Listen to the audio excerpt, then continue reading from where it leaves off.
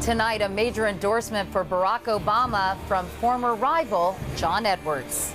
I'm Katie Couric. Also tonight, Hillary Clinton insists she can still win. I do. I absolutely do expect to be the nominee. And she tells us how she plans to do it. Dramatic new video of the Chinese earthquake as rescue workers try frantically to reach survivors. And as food takes another huge bite out of the family budget, we'll drive down to the farm to find out what's driving up those prices in our special series, Eye on the Road.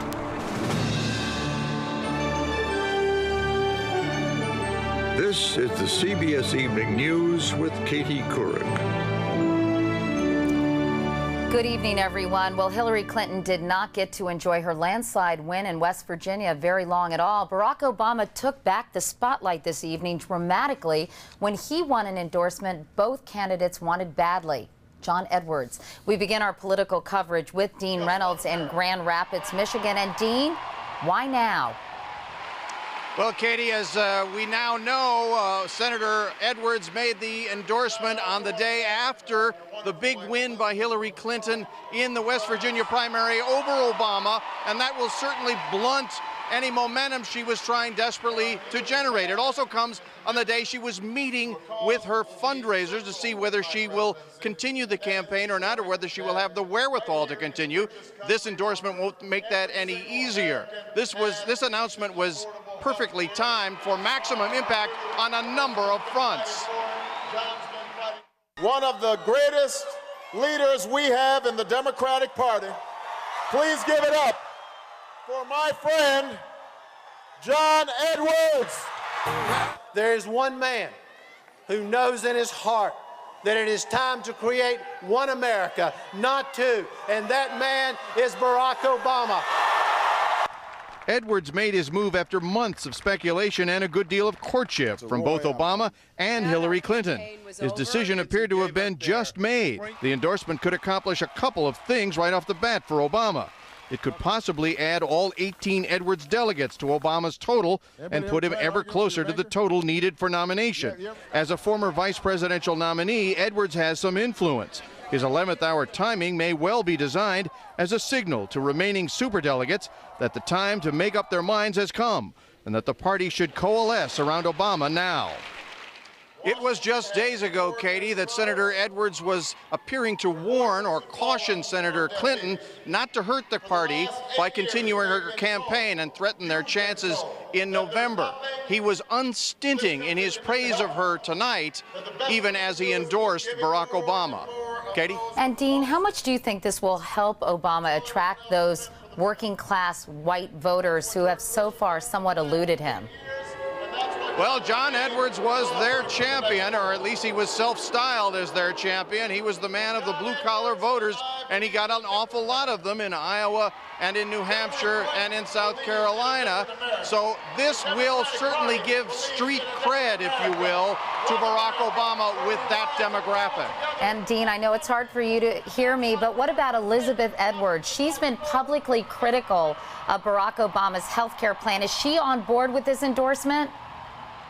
We are told that she did not travel to Grand Rapids, and this is her husband's endorsement, Katie, not hers. All right, Dean Reynolds in Grand Rapids, Michigan. Thanks so much, Dean.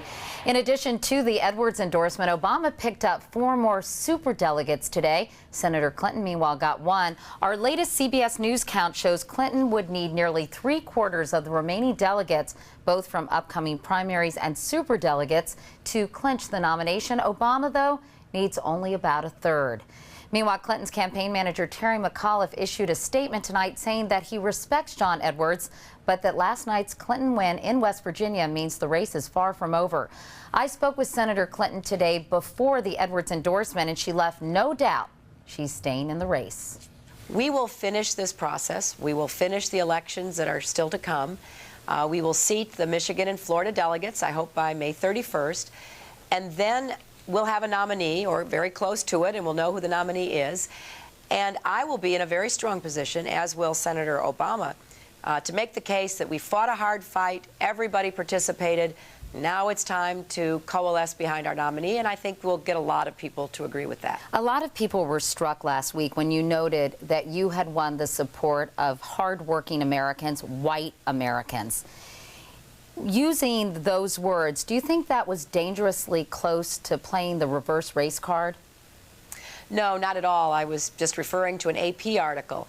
You know, people have voted for me because they believe I'd be a better fighter and a better champion. You know, there is no doubt that we've had a wonderful, incredibly historic campaign. Obviously, race and gender are part of it because of who the candidates are. But people have been voting based on who they thought would be the better president. Can you lay out for me right now, Senator Clinton, the scenario where over the next several weeks you get enough delegates to win this nomination? Certainly. I think that we'll do well in these upcoming contests. I think we will get delegates out of Florida and Michigan. I think the superdelegates are not bound to support anyone. They don't have to stay with any person. They can make a decision today and change it tomorrow. And their job, according to the rules of the DNC, is to exercise independent judgment to determine who would be the best president and who would be the better, stronger candidate against John McCain. So today, as we speak, you still expect to be the Democratic nominee for President of the United States? I do. I absolutely do expect to be the nominee. Senator Hillary Clinton, thank you very much for your time. And you can see my entire interview with Senator Clinton at cbsnews.com. Click on CBS Evening News for the latest Campaign 08 coverage. We turn now to China. Dramatic new videotape shows the chaos as that massive earthquake hit on Monday. People ran in terror down the streets of Chengdu as buildings crumbled. The official death toll is now close to 15,000. Another 26,000 are believed buried under rubble in Sichuan province alone. No one knows how many might still be alive. Today, for the first time, help arrived at the epicenter. CBS News reporter Celia Hatton reports from the earthquake zone. It's a mixed blessing. Rescue crews in China's earthquake zone are finally breaking through to the region's more remote areas. But when they do get there, it's often too late. This video taken in the city of Chengdu captures the sheer devastation and instant panic moments after the quake hit Monday. We gotta get out of here. The vast scope of the damage is now becoming clearer, with over 1 million in need of basic goods. They have next to nothing to live on, just water and biscuits and cake and a little fruit. But they're coping with it. I think that probably they're all shell-shocked by what's happened to them. And in the hard-hit city of Dujiangyan, emergency workers are struggling to distribute supplies, while the search continues for bodies buried beneath the rubble. Rescuers were forced to give up on this building, which is thought to have trapped 6 or 7 people inside. They simply didn't get here in time. But after 2 days of effort, they were able to get to these children, who were safely pulled from these crumpled buildings. Horrors are everywhere. In the distant city of Yingxiu, soldiers brave dangerous landslides, discovering less than a quarter of the 10,000 inhabitants still alive.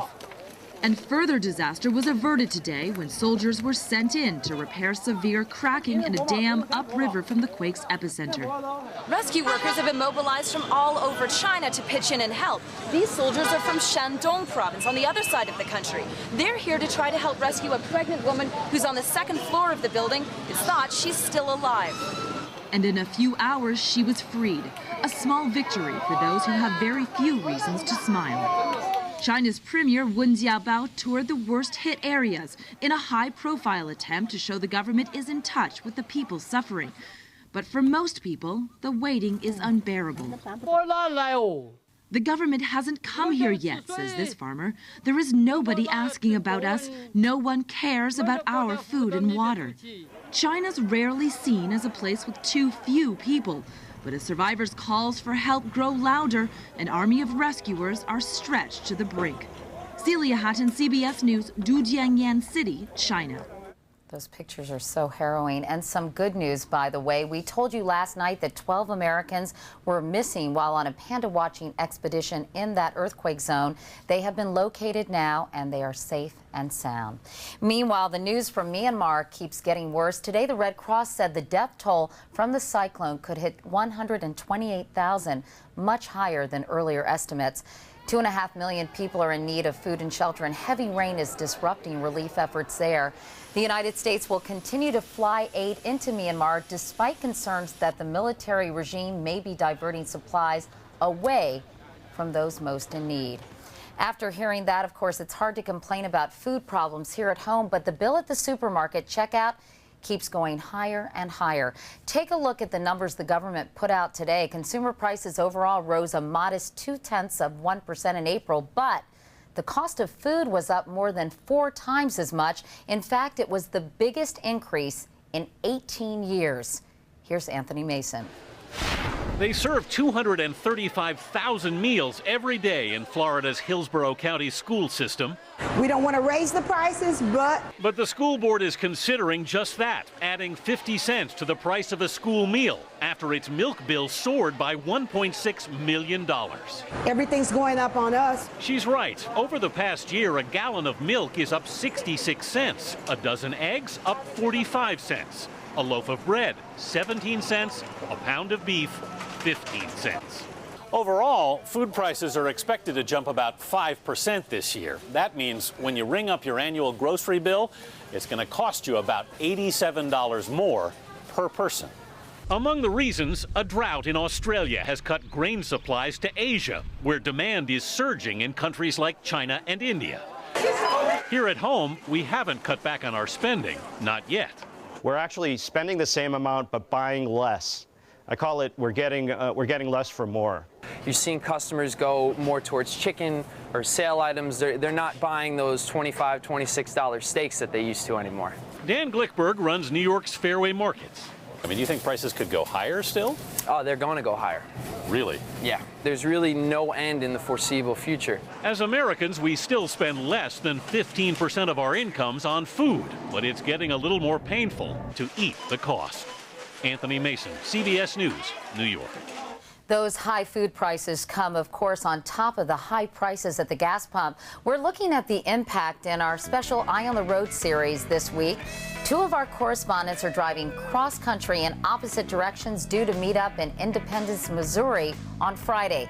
Tonight, we check in with Jeff Glore, who is in Denver. And Jeff, these high prices are really connected, aren't they? They are indeed. These high prices of both food and gas are not mutually exclusive, Katie, and in some cases, they're hurting people who need help the most. In Platteville, Colorado, you'd think corn farmer Dave Eckert struck gold. The price of the crop he sells up 66% in a year. But that's not the only number he's looking at. We're spending twice as much on fuel this year as we did last year. You're making more on corn, but you're also spending a lot more on fuel. Right. I guess in a sense it caught us off guard that it went up as much as it did. And it'll really cut into your profits. It will. Farmers like Eckert are at the center of a growing controversy over ethanol. Critics say too much corn, a projected 1/3 of next year's entire harvest, will go into fuel, which boosts food prices. Do you think the American farmer is a punching bag right now? It feels like it. They risk their entire livelihood, they risk their assets every year to get blamed for everything conceivable right now. While that debate simmers, groups like Volunteers of America suffer. Absolutely the highest cost for us to deliver a meal in the 29 years I've been here is right now. Here in Denver, their Meals on Wheels workers deliver 1,800 hot lunches every day.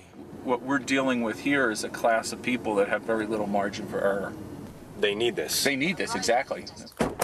But between the cost of gas and raw supplies, the program is starving.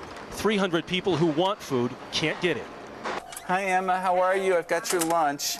Emma Dela Cruz is one of the lucky ones. What would it mean if you couldn't get these meals delivered every day? That I wouldn't eat. It's intolerable to have elderly people who have given so much of their life and to all those and not be able to give them a simple meal at home. By the way, the national average of gas hit another record high today, $3.76 a gallon. But as we've been traveling from west to east, we've actually seen prices go down, Katie.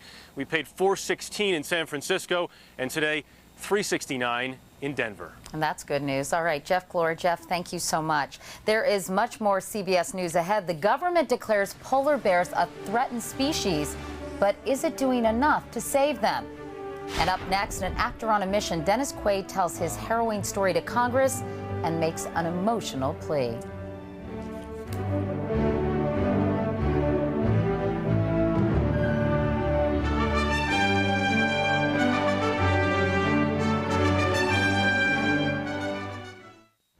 There was some very emotional testimony today at a hearing on Capitol Hill. The issue, should Congress put new limits on medical lawsuits?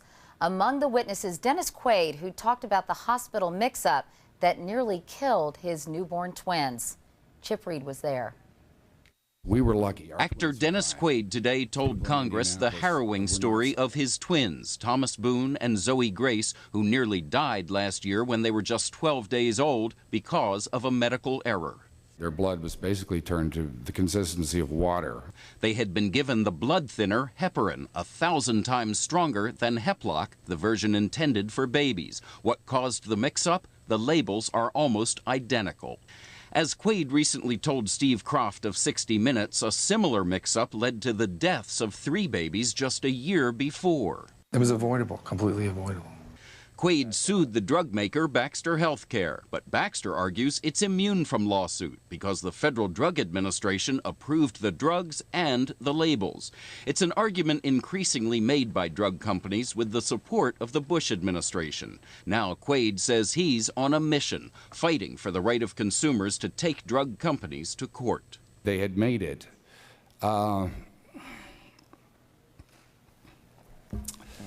It made me feel that they had survived for a reason. But Congressman Brian Bilbray today told Quaid there's another side to the argument, that suing drug companies can also lead to tragedy. 3 months later,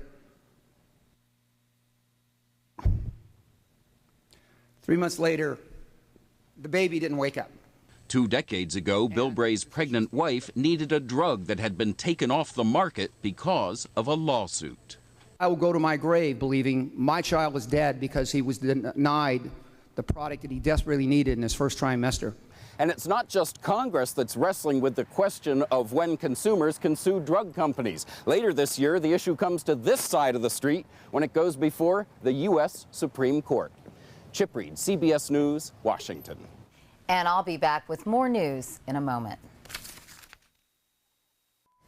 Sandra Day O'Connor took a very private struggle public today. The retired Supreme Court Justice spoke of the difficulties of caring for her 76-year-old husband who has Alzheimer's disease.